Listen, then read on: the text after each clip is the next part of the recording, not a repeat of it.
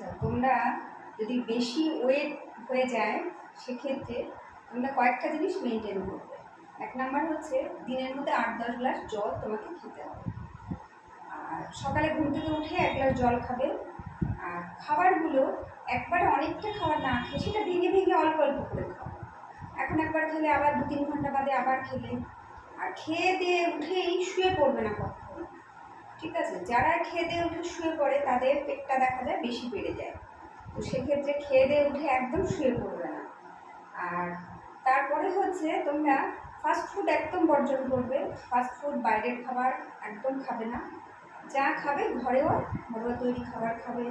Fruits খাবে, প্রচুর পরিমাণে ফ্রুটস খাও, জল খাও, ফ্রুটস খাও, টক দই খাও, ভিটামিন সি জাতীয় লেবু খাও, আমলকি খাও। এগুলো খেলে দেখবে ওয়েট বাড়তে পারবে না। কন্টিনিউ যদি তুমি দই খাও, ভাত খাওয়ার পর অল্প পরিমাণে দই খাও, তোমার ওয়েট কখনোই গেইন হবে না।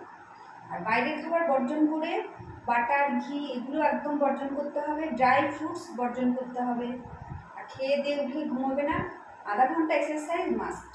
সকাল হোক বিকাল হোক আধা ঘন্টা এক্সারসাইজ করতে পারো, হাঁটতে পারো, আধা ঘন্টা হেঁটে এলে একটু ঘাম তো ঝরাতেই হবে। তো এভাবে আস্তে আস্তে দেখবে ওয়েট নর্মাল হয়ে যাবে, ঠিক আছে? এটাই মোটামুটি মেনটেন করো, দেখবে।